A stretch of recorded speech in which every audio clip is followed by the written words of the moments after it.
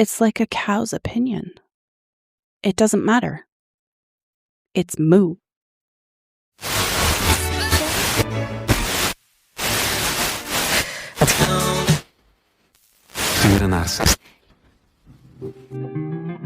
You're listening to Unbound Off Script. No outlines, no safety nets, just Beth Curry talking about whatever the hell she wants, or whatever the hell you've asked her to uncover. It's unfiltered, it's unpredictable, and it's officially started. Pull up a chair. Hey everybody, welcome to Unbound Off Script. I'm Beth, and before we get into anything, I want to address the title of the show because I've gotten no fewer than 11 questions about it this week, and approximately 9 of those questions were from the same person, who I will call Nate because that's his name. This is about Nate's nephew, Noah, and Noah, for the better part of his early childhood, had a tradition. Before every meal, every single meal without exception, with the kind of commitment most adults only apply to things that are bad for them, Noah would stand up or at minimum lean forward meaningfully and announce, "Bone, apple, teeth." Now, if you don't know what he was attempting to say, I'll give you a moment, but you do know. He was trying to say bon appetit, which is French for good appetite, a phrase used before meals to wish someone well in their eating endeavors, which is honestly a very civilized thing to say, and cultures who do it should be proud. But Noah's perfectly functional, entirely reasonable 4 or 5-year-old brain, heard bon appetit and said, "I don't know what a bon is or what an appetit is, but I do know about bones, and I know about apples, and I know about teeth, and these are all the things that exist at a dining table, and so this is clearly what the adults are saying." And here's the thing, he wasn't wrong. I guess. I mean, if you pull it apart, if you eat an apple and you use your teeth and you eat it down to what could loosely be called a bone, a core, I don't know, and then you set the bone down on the plate, bone, apple, teeth, or something like that. It's a more literal and more transparent, more honest account of the dining experience than a French phrase that, when translated, is essentially just wishing someone's stomach luck. Noah wasn't being stupid. Noah was doing what humans have been doing for centuries, taking a phrase he didn't understand and replacing it with one that made sense to him. He was being a linguistic innovator. He was, in the truest sense, building a bridge. He was also 4 and was almost certainly doing it partly because it made people laugh, which makes him a born podcaster, I guess. And so Noah, whatever realm you're currently in, this one's for you. Because we are all Noah, every single one of us. You know, we're all out here every day confidently announcing our best guess at what the people around us are actually saying. And the only difference between Noah and the dinner table and a fully grown adult in a professional meeting is that the adult has been doing it longer and therefore with more conviction. Today's episode is about that, the guessing, the replacing. I've talked about this before in other small ways on other topics. You know, the logic that isn't logic, but it feels like logic, which, and this is going to be a theme, turns out to be enough, okay? So we're going to get into it. I'm going to start by defining a term for you, because this term is going to come up constantly, and I'd rather not spend the next however many minutes being interrupted by the ghost of your confusion. The word is eggcorn, okay? Eggcorn, eggcorn. That is when someone mishears or misremembers a word or a phrase and replaces it with something that sounds similar and, crucially, still makes sense to them. This is the key, though, okay? The key distinction. It's not just a mistake. It's a mistake with internal logic. It's a mistake with reasons. The kind of mistake that when you explain it to someone, they don't say, "That's idiotic." They say, "Oh, okay, I can see how you got there." Now, the word eggcorn itself is an acorn. And this is the kind of thing that would make a philosophy professor weep quietly into their coffee. So let's enjoy it. This term was coined in 2003 on a linguistics blog called Language Log. A professor named Jeffrey Pullum wrote about a woman who consistently and with full confidence, with all the confidence one could muster, she wrote the word acorn as eggcorn. And when he sat down to write about this, he realized linguists don't have a specific word for this phenomenon. There were words for other kinds of mistakes, you know, malapropisms and mondegreens. I've talked about those too, spoonerisms, but nothing for this, nothing for the mistake that makes sense. So he named it after the mistake itself. The word that describes the phenomenon is the phenomenon. And there goes my mouth. It's a self-referential linguistic object, okay? It's like if the word synonym had a synonym, and that synonym was also synonym. Okay, Wow. Let's talk about why an acorn becomes an acorn. An acorn is shaped somewhat like an egg. It's also a seed, not technically a kernel of corn, but something that grows into an enormous thing from a small beginning, right? Which is exactly what corn kernels do. So when this woman looked at the word acorn, her brain, which had no access to the Old English acorn, meaning nut of the open land, went looking for something familiar and said, what is the shape? An egg? What grows into something big from something small? Corn, we're done here. I don't know. This is called like folk etymology, right? Like when the true history of a word is invisible to us, like when the word has become opaque, our brains do not politely shrug and accept the mystery. Our brains perform what I can only describe as a hostile takeover, right? They look at the word and they say, I don't know what you are. And they replace it with something they've built from scratch. You know, your brain is not waiting for your permission to do this. It's already done it. You find out later, if at all. The most spectacular example of folk etymology, my bad, in the English language is the word cockroach. So the original word is the Spanish cucaracha. Now, English speakers in the 17th century encountered this word, and they encountered it the way most people encounter unfamiliar words, by ignoring the context and just listening to the sounds. You know, they heard something that sounded like cock, a rooster, guys, come on, and something that sounded like roach, a type of freshwater fish found in Britain. So they smashed them together because why not? A cockroach, a rooster fish. That's what English decided it was. A bug that lives in your walls and has survived every extinction event in planetary history is named in English after a bird and a fish that have absolutely nothing to do with it. And we just kept going, guys. Nobody stopped to ask questions. To this day, the word is cockroach because it makes sense. Not because it's accurate, but because at some point, enough people said it that way, it stopped being wrong.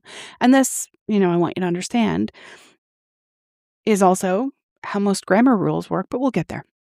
So before I get completely away from Noah, I want to give you a precise linguistic term for what he was doing, because there is one. I've talked about it, and it's also named after a mistake. Noah was experiencing a mondegreen. So a mondegreen is specifically when you mishear something. I talked about this in the music episode that I recently did.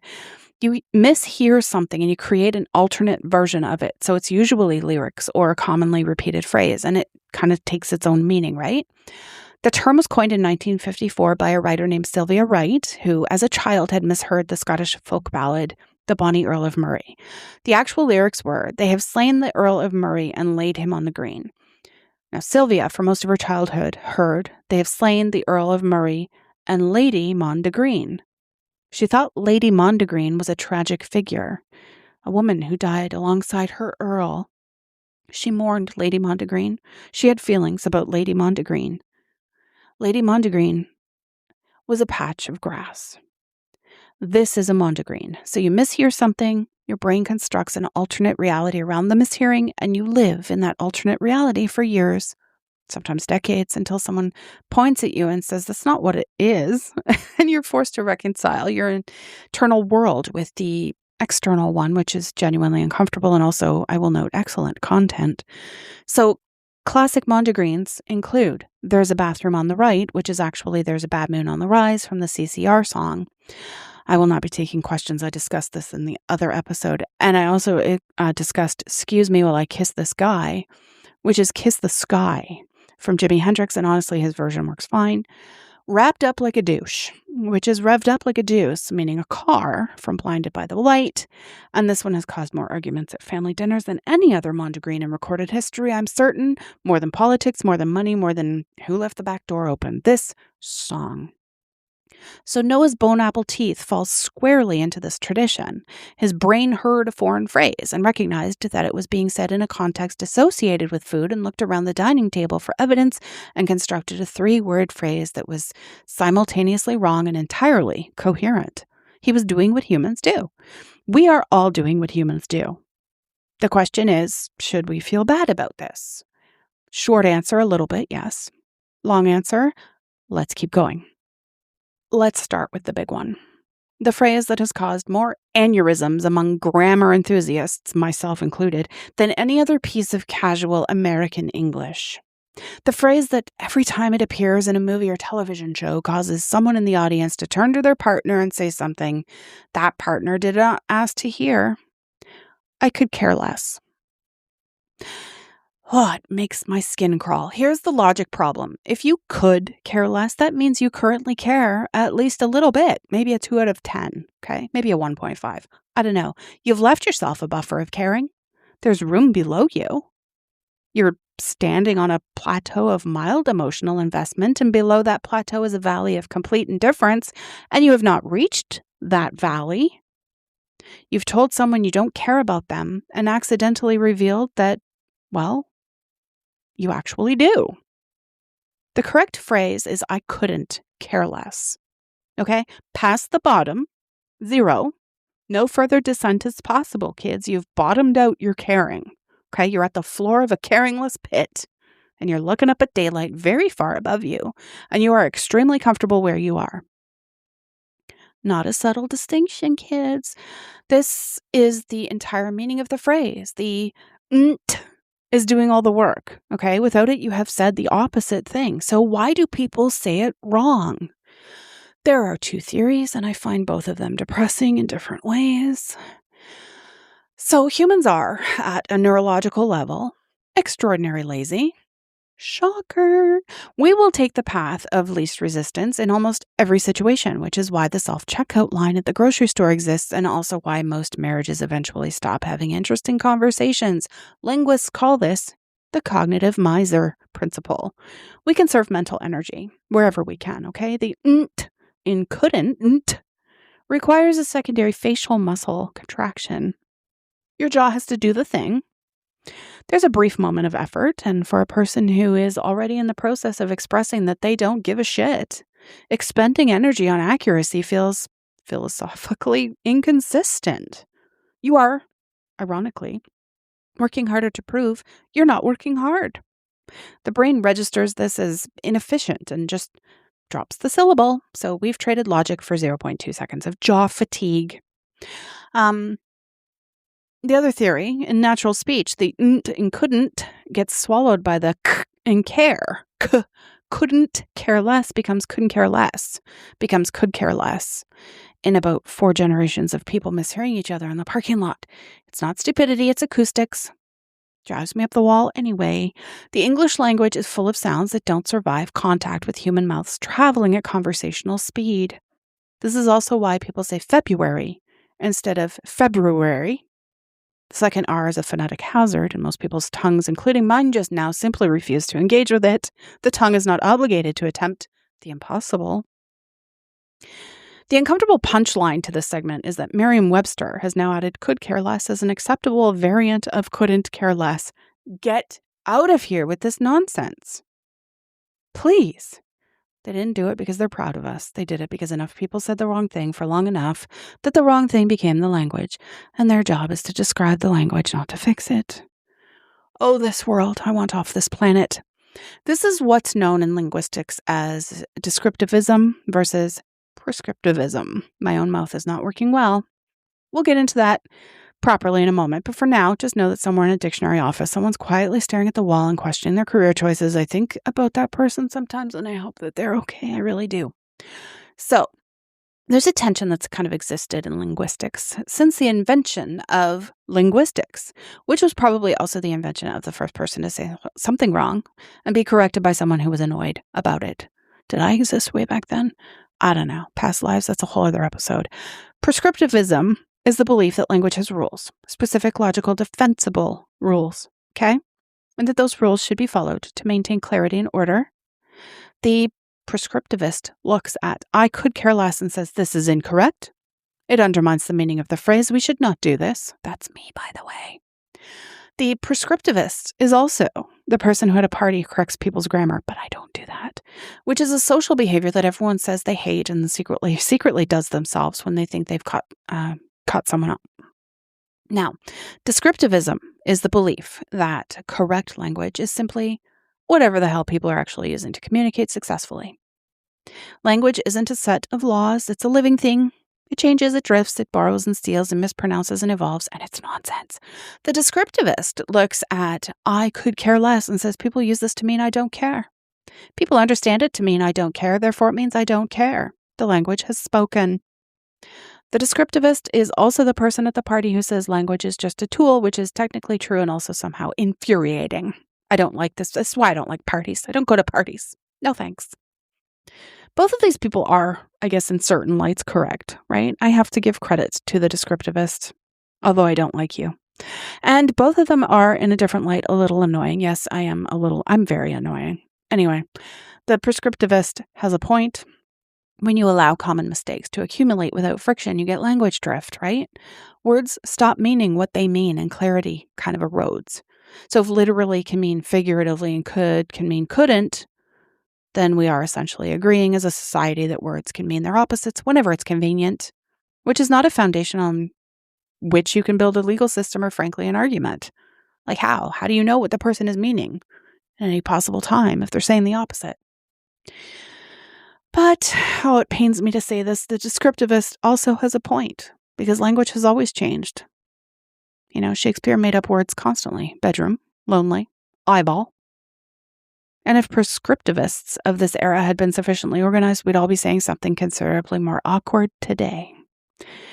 The English language is basically an elaborate series of accidents that we've agreed to call a system. So I think the truth is somewhere in the middle, right? Which is the most annoying possible location for a truth to be.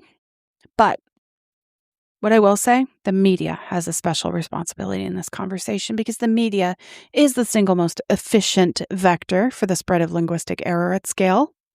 So when a person on a television show says, for all intensive purposes, they say it to 12 million people simultaneously. And those 12 million people, some of whom are children, some of whom are learning English, some of whom already knew the right phrase and are now hearing the wrong one presented as normal and unremarkable and are smashing their heads off the wall because of it, they all absorb it, not as a mistake, but as speech, right? As the way it's done. Writers have a choice. They can write characters who speak authentically and signal that it's a character choice, not an authorial endorsement of sorts, or they can write it because they themselves aren't sure if it's wrong. And the difference between the two choices matters enormously, in my opinion, even if it doesn't feel like it in the writer's room at 2 a.m. I don't know. I have opinions about this. I'll try to keep them to a reasonable frequency. I will probably fail.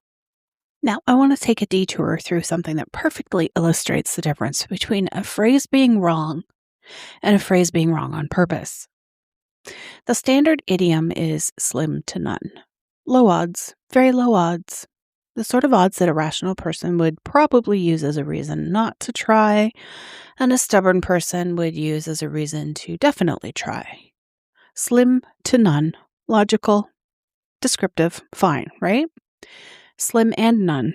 The version you'll hear in movies, in sports commentary, in the mouth of anyone trying to sound like they've seen some things, is a different animal entirely. Because the full phrase, the one Hall of Fame basketball coach Al McGuire popularized, is slim and none, and Slim just left town. Hear that again. Slim and none, and Slim just left town. In this construction, Slim is a person, okay? Not a probability. A person who has been personified from a probability, which is the kind of narrative move that should not work as well as it does. Slim was here.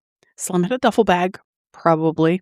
Slim bought a bus ticket to somewhere that isn't here, and now you're left with none, who apparently doesn't travel. None just stays put in a dark room waiting to be the last answer standing.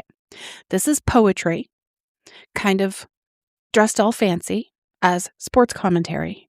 The phrase is technically wrong. It turns an abstract concept into a character, and it's wildly more effective for it. I mention this because it illustrates a principle that runs through everything I'm talking about today, right? Sometimes the wrong version of a phrase is more expressive and more vivid and more human than the correct one. Sometimes the mistake is doing something the original couldn't do. And in those cases, the question of correctness starts to feel less important than the question of what language is actually for.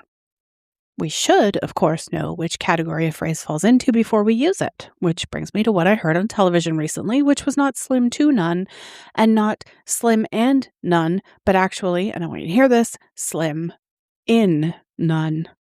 The chances were slim in none. Like Slim is a person who's been placed inside a box labeled none.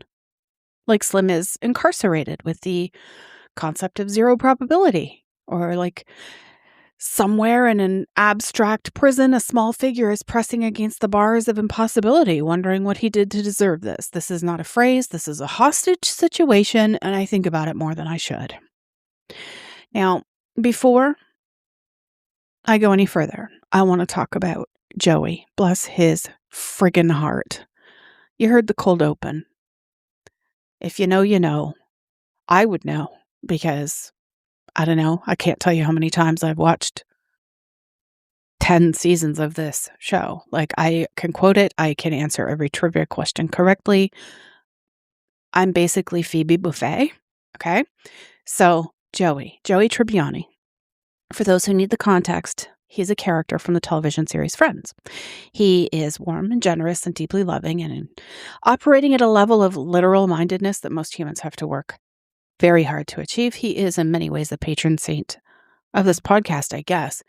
In, I think it was season 7, episode 8, Joey gave us the most perfectly executed acorn in recorded television history. He argued that a moot point should actually be called a moo point, and his reasoning was, it's like a cow's opinion. It doesn't matter. It's moo.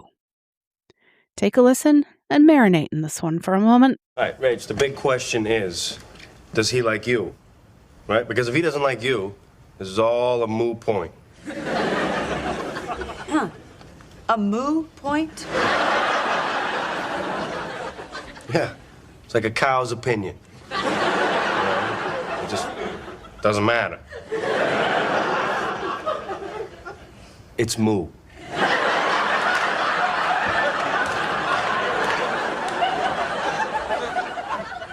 Have I been living with him for too long, or did that all just make sense? The actual word moot comes from Old English gemmet, meaning a gathering or assembly where legal matters were discussed.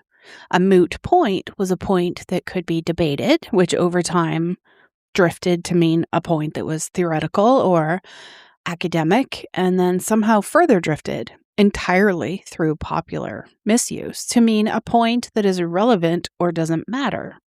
So the word moot has already done one full lap of meaning drift before Joey even got to it.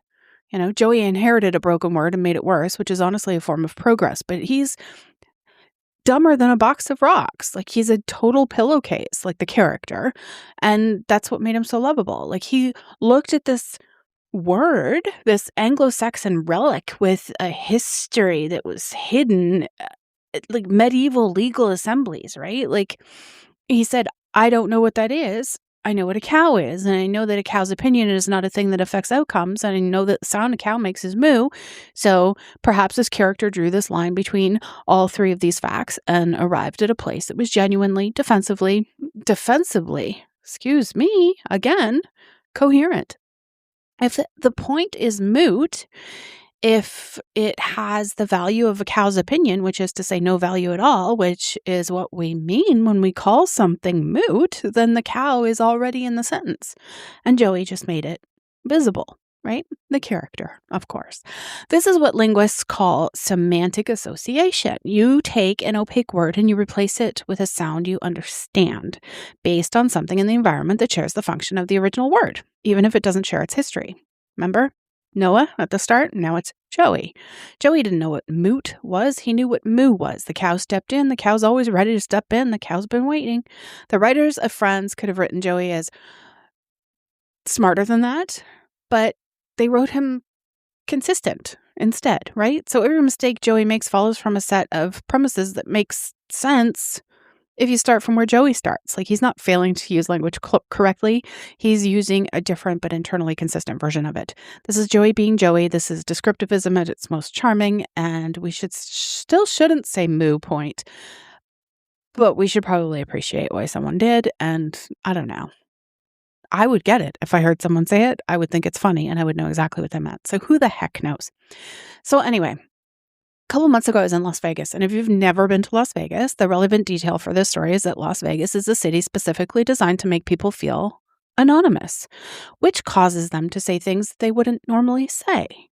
And there's something about the combination of no natural light and free drinks and the ambient noise of 300 slot machines that causes people to become unexpectedly honest. Okay, so sitting at a round table with a group of people, everyone's in the kind of mood that comes from being approximately an hour past the point where anything good was going to happen at those slot machines, and somehow the conversation turned to language, specifically to mistakes people had been making for years without knowing. And what followed was, I think, the most unexpectedly useful hour I have spent in recent memory. Now, I may or may not be using real names here. I'm not going to tell you, but I'm going to share some stories. So Sarah, let's say Sarah is 34 and an accountant. Sarah had spent, by her count, approximately 30 years using the phrase damp squid, as in the event was a bit of a damp squid, as in the situation was like a wet, floppy sea creature, inert, deflated, cold, vaguely unpleasant. She thought this was an idiom about disappointment, using marine biology as its metaphor. She thought the squid was the point. The phrase is actually damp squib. A squib is a small firework used since, the 16th century, right? And a damp squid is one that has gotten wet and therefore fails to ignite, right? It doesn't explode. It sits there, it fizzes pathetically, it does nothing. Hence the disappointment. And the phrase is about unrealized potential, right? It's about something that was supposed to go off and didn't. It's a beautiful, specific, historically grounded metaphor for failure and deflation. The squid has nothing to do with it. The squid has never had anything to do with it. The squid was never even consulted. So when this was explained to Sarah, she went through what I can only describe as all 5 stages of grief in about 90 seconds. The denial, no, I'm sure I've heard squid. And then the anger, well, why does squib even sound like a real word? The bargaining, could it be both? The depression, I've said this to my boss. And then finally, this kind of exhausted acceptance, during which she ordered another drink and stared at middle distance in the way a woman quietly revising her own autobiography might, right? The squid is not the point. The squib is the point. The squid was never the point. Sarah knows this now. We move on. So, second confession. Let's say this is Mike. Let's peg him at 41 and let you know he's a contractor. Mike had, for the entirety of his adult life, believed the phrase was a bowl in a china shop. A bowl. A cereal bowl. A round breakable object placed in a shop full of other breakable objects, which Mike had interpreted as a commentary on the physical fragility of ceramic objects when placed in proximity to other ceramic objects. Kind of makes sense. He thought the bowl was being clumsy in the shop. The bowl was the problem. The bowl was just sitting there being a bowl in a place full of things that could break it. And this was the whole lesson. The phrase is, of course, a bowl in a china shop, a large panicking animal that has gotten into a space full of delicate merchandise where its size and lack of fine motor control are catastrophic. When Mike's wife pointed this out, and she did so at the table in real time while looking at her phone with the energy of someone who had been waiting years for the right moment, Mike's first response was, of course, very naturally, why would a bull be in a china shop?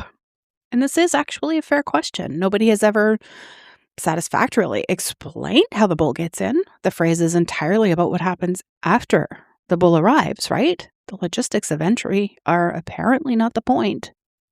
Mike spent the next several minutes wondering aloud if there was a door big enough, and he concluded there probably wasn't. He remains partially unresolved on this, and I respect it.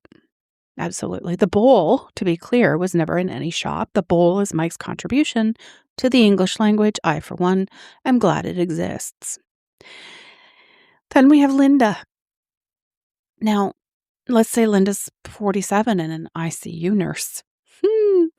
I want you to understand she's a skilled and dedicated medical professional who spent nearly 2 decades working in intensive care, and she told us that for most of her adult life, she had said, for all intensive purposes, she had in her defense excellent contextual reasons.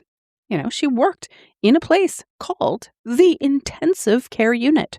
Her entire professional environment was organized around intensity, the severity of the conditions and urgency of interventions and all that, right? So when she said for all intensive purposes, she wasn't being careless. She was just saying for the purposes of this serious high stakes, someone might die today situation, right? She had, I guess without realizing it, repurposed an idiom to fit her world. She had colonized a phrase. The actual phrase is for all intents and purposes, and it's a legal formulation, a piece of courtroom language from the 16th century, meaning in every practical sense. Intents and purposes are roughly synonymous, right? The phrase is essentially just emphasizing thoroughness, the way legal language often does, by saying the same thing twice with different words and charging by the hour. So Linda, when she was informed of this, stared at us for a moment with a focused expression of someone doing rapid triage.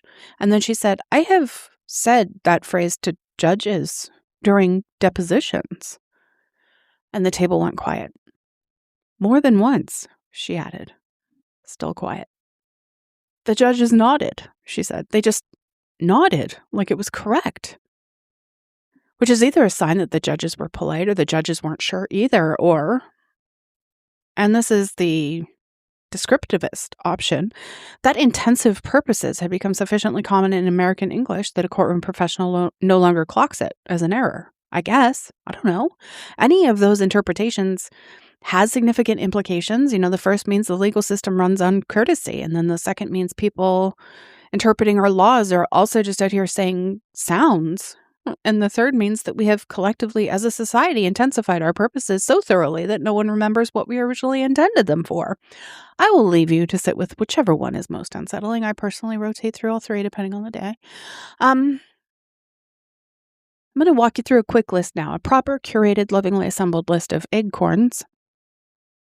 Eggy.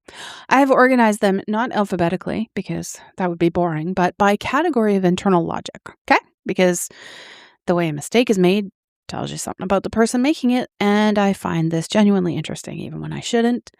Toe the line and toe the line. Toe and toe. T-O-W and T-O-E. If you imagine T-O-W, the line, you see a group of workers, maybe in coveralls, pulling heavy rope and straining and doing their bit for the communal effort. It sounds like teamwork. It sounds like hardship. It sounds like the kind of thing someone says when they want you to keep pulling without asking questions, right? The actual phrase, though, is T-O-E, the line, and it has nothing to do with pulling. Its origins are likely naval. Sailors were required to stand for inspection with their toes precisely on a seam in the wooden deck planks. Toe on the line. Not an inch off, perfectly conformist, no room for individual expression. Your toe is the evidence of your compliance. So to TOW, the line suggests collaborative effort towards a shared goal, but TOE, the line suggests submission to an external standard, right? These are almost opposite concepts dressed in similar sounds. The Navy was not asking for teamwork. The Navy was asking for your toe, specifically. Next one, sleight of hand. S-L-I-G-H-T and S-L-E-I-G-H-T. If you've ever read Sleight of Hand, S-L-I-G-H-T, you've probably thought a small movement, a tiny, barely visible motion. Think magic. Something that's slight, minimal, executed by the hand. The word is sleight, S-L-E-I-G-H-T, and it comes from Old Norse. It means dexterity, cunning, cleverness. A sleight of hand, S-L-E-I-G-H-T, is a skillful trick performed by the hand. It's about expertise, not size. The magician isn't making small movements. They're making clever ones. Sleight and sleight are pronounced identically. They look almost identical.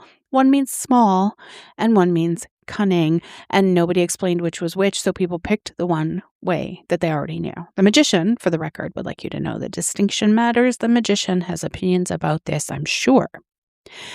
Next up, shudder to think. Shudder, S-H-U-D-D-E-R or S-H-U-T-T-E-R. If you shudder to think about something, your brain is constructing an image of closing the shutters, drawing them closed against a window, blocking out a scary view, choosing not to see. It's actually a rather elegant metaphor for willful ignorance of a disturbing thought, right? But the word is shudder, a physical involuntary tremor in response to fear or revulsion.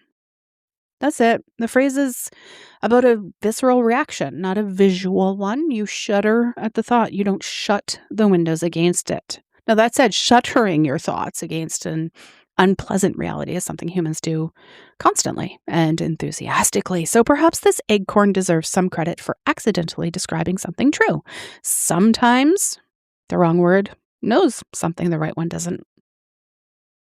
Now, I want to do an acorn. It's not technically an acorn, but it absolutely belongs in this conversation. I think about what you're saying when you say you're head over heels. Your head is already over your heels, guys. That is the standard configuration of a human being. If your head is over your heels, you are not standing up. Upright, stationary, not particularly in love, just vertical. The original phrase used since the 14th century, and more mechanically accurate, was heels over head, which describes correctly and vividly a somersault. Basically, it's humble, the physical experience of having your feet fly above your skull and your equilibrium completely disrupted. So somewhere between the 14th century and now, we flipped it. We put the head back where it usually is relative to the heels, and the phrase stopped describing anything. It just became sounds we make when we're talking about love. I don't know, the heels, which were doing such good descriptive work up there above the head, were quietly demoted and nobody filed a complaint, and the heels have accepted their fate, I suppose. Another one, under the weather. The phrase comes from sailors who, when seasick or unwell, would go below deck to shelter from the weather, putting the deck and therefore the weather above them. Below makes the weather, under the weather. Makes sense? What doesn't make sense is the variant under the rain, which I've heard from multiple people, and which implies you've gotten very small or the rain has gotten very large. Neither of these is a medical condition I'm equipped to address, though. Pass muster or pass mustard. Oh my gosh. People. Okay, so a muster is a military assembly. Okay. When soldiers were mustered, so brought together for inspection, they had to pass muster, which meant meeting the standard requirement to be considered fit for duty, right? Mustard is a condiment. Okay. Nobody passes a condiment as a form of evaluation, and yet here we are. The word muster has essentially disappeared. I just made up a word. My mouth made up a word. Essentially? No. Essentially. The word muster has essentially disappeared from civilian vocabulary, except inside this phrase where it sits stranded, without any context to explain itself. The human brain, encountering an unfamiliar word like essentially, whatever the hell I just did up there, does what it always does. It finds the nearest familiar sound and substitutes, right? Muster becomes mustard. And then people spend their lives trying to imagine a scenario in which a sharp, spicy sauce is the standard by which adequacy is judged, which honestly, I would attend that evaluation. I think it sounds like a better system, actually. Another one I hear, champing at the bit and chomping at the bit. A horse that is champing at the bit is gnashing its teeth around the metal bar in its mouth, right? A behavior that indicates impatience, frustration, and eagerness. The word champ means to bite and grind repeatedly. It's an old word. It's not really used outside this phrase anymore, at least to my knowledge. It contributed, it retired into obscurity. Chomp is the modern word that sounds like what a horse mouth is doing. You can picture a horse chomping. It's satisfying. The consonants are right. But the trouble is that chomping implies eating. And if a horse is chomping at the bit, it's not impatient to run. It's just confused about why metal isn't food, right? This is a horse with different problems than the one we started with. But champing sounds archaic and chomping sounds correct to contemporary ears. And so the horses chomp and the linguists champ. And everyone goes home at the end of the day slightly wrong, which is Also just Tuesday.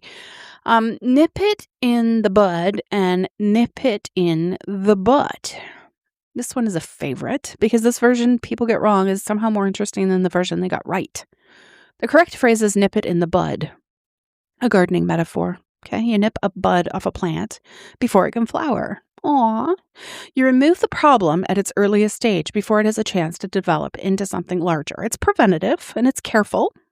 It's botanical. The incorrect version is nip it in the butt, unless you're an extremely assertive corgi. You are not nipping anyone in the butt as a method of prevention. You are applying physical reprimand to a specific body part in a way that is unrelated to the original metaphor and would, in most professional environments, constitute an HR issue. What this particular substitution reveals is that we've drifted away from gardening metaphors and towards physical ones. We understand the body, right? We understand discipline that involves the body, and the butt feels more decisive than the bud, and the bud is soft and potential laden, and the butt is definitive, and we've lost our connection to the garden entirely. We've maintained our connection to the backside. I think this says something about us as a culture. I'm not sure what, but something. Then there's bated breath, B-A-T-E-D and B-A-I-T-E-D. You wait with bated breath, baited from the verb abate, meaning to reduce or lessen. You've reduced your breathing. You're holding it, waiting, B-A-T-E-D. Baited, B-A-I-T-E-D, breath is what you'd have if you'd just eaten something fish flavored and were planning to catch something with your mouth, which is not the situation being described and raises hygiene concerns. Okay, the A and the AI sound identical. The words look similar. The incorrect version appears regularly in published writing, printed books, and professionally edited text. It's sad. It's been caught approximately never by spell check, which treats both as legitimate words because they are, just not in this phrase. Spell check does not care. Spell check is a descriptivist. Wreak havoc. To wreak, W-R-E-A-K. Havoc is to inflict it.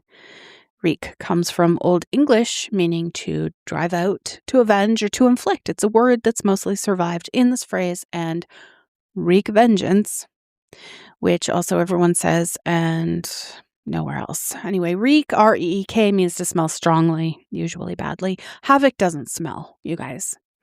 It just, or rather, and I want to be careful here, it might, if you're in close proximity to particularly thorough havoc, but wreak is not the verb for inflicting it. Although, if your havoc reeks, if it has a distinctive and unpleasant odor, that does suggest it's been sitting somewhere unclean for a while, which implies a certain thoroughness of destruction. Wreak havoc is like an acorn that accidentally implies your havoc has been aging and maturing, developing complexity, like cheese, but worse. I don't know. I don't think we should accept that one, but I'm logging the observation. Then we have a triple here. Rein in, rein in, rein in. R-E-I-N is to use a rein, the strap attached to a horse's bit. Remember champing at the bit. To slow or redirect the animal. To rein in a situation is to exert control over it. Okay? To R-A-I-N in is meteorologically impossible. Rain does not operate inward. Rain operates downward. If something is raining on you, you have a structural problem and should call a contractor. And then there's rein in, R-E-I-G-N. In suggests that you are a monarch who's applying sovereignty directly to a situation, which is a power move, but not the phrase. All three feel plausible. Only one is right. The horses, as ever, are the key. I keep coming back to horses, and I want you to know I find that as surprising as you do. Now, mute point.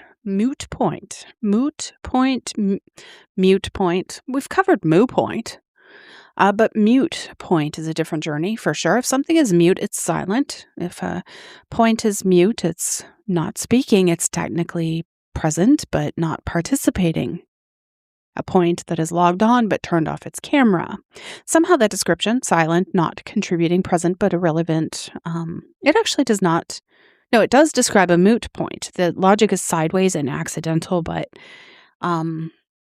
It lands somewhere in the vicinity of correct, I guess. It's wrong in a way that's almost defensible, which is the most uncomfortable kind of wrong, like being slightly right about something for completely the wrong reasons. I don't know. Now I'm rambling and I've confused myself.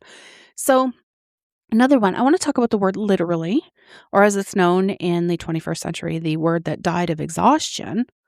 The word literal comes from the Latin literalis, which means of letters. It was coined to distinguish the actual text of something from a metaphorical interpretation of it, right? If I said the text literally says this, I meant the letters on the page from those words. There was a real thing, a real letter, a real statement, not a vibe. So for 250 years, and I need you to hear the timeline on this, for 250 years, writers have been using literally to mean its opposite. Mark Twain did it. F. Scott Fitzgerald did it. The Bronte sisters almost certainly did it.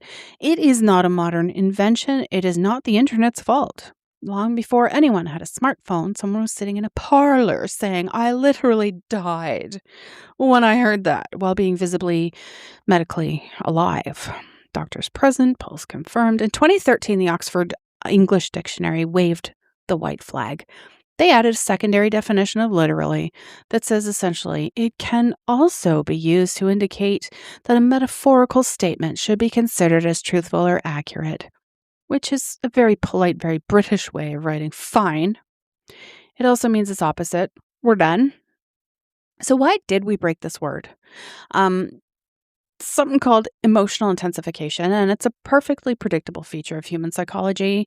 So how it works is that language, like everything else in a competitive attention economy, inflates. If I say I'm tired, you might not respond. If I say I'm exhausted, you might look up. If I say I'm absolutely dead, I have your full attention. Get it?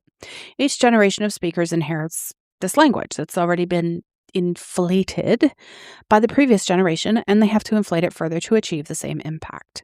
Tired becomes exhausted, becomes literally dead. Unhappy becomes devastated, becomes literally destroyed. Surprised becomes shocked, becomes literally cannot even. I think that I use the word absolutely in place of literally for the same reason. Anyway, we aren't being inaccurate, we're being theatrical. Our brains have decided at a species level, apparently, given the 250-year timeline, that emotional impact is more important than logical precision. So the feeling the word conveys matters more, right, than whether the word technically even friggin' applies. This would be fine except for the following. When literally comes to mean figuratively, the word that actually means literally is literally. There's no backup word. There's no synonym waiting in reserve. We've burned the one word we had for this. Is actually, factually, really happening, and we used it to mean I'm mildly exaggerating for effect. So in legal documents, contracts, scientific papers, medical records, literally is still doing its original job because those contexts require words to mean what they say. But in our casual speech, it's gone. Bye-bye. We've promoted it past its own definition, and it cannot come back.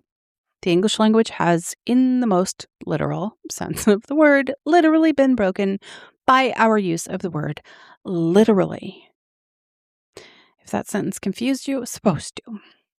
So here's where we are. We have established that the English language is held together largely by convention and habit rather than logic. This has been true for as long as there has been an English language. The process of turning acorn into egg-corn is the same cognitive process that keeps us from having to consciously decode every sentence we hear. The brain is not malfunctioning. It is, in fact, working as designed, and you should probably be annoyed by that. We've established that Noah was right in the sense that he was doing exactly what the human brain was supposed to do. And Joey Tribbiani's moo point is linguistically defensible if you accept its premises, and that the cow was always ready to step in. But somewhere in Las Vegas, a woman spent 30 years describing disappointing events using a floppy sea creature as her central metaphor, and a judge somewhere nodded along to the wrong phrase, and both of them got through the day just fine. And we've established that the word literally has officially eaten itself, which I think we all knew on some level. So what do we do with all this? I don't know. My honest answer, use your words carefully, but not anxiously. Know the history when you can. Check the phrase before you rely on it. Especially in writing, especially in legal depositions. especially if you're Linda. And when you're not sure, just kind of pause just for a second and ask yourself whether you're saying the thing or saying the sound of the thing. And when you catch yourself having said something wrong for 30 years, and you will catch yourself, or someone will catch you. Either way, the reckoning is coming. Just nod, say, huh, and then sit with it for a moment. You are in extremely good company. You are in the company of Twain and Fitzgerald and Tribbiani and a 4-year-old named Noah, who at every meal stood up and announced in his best understanding of the situation. I don't know. I think we really are all out here building bridges with the vocabulary we have. Bone apple teeth. Let's eat. You've been listening to Unbound Off Script. The script is gone, the chair is empty, and Beth Curry is officially out of here. If you've got something you want her to dive into next time, let us know. Until then, stay curious, stay raw, and keep it unbound. We're out.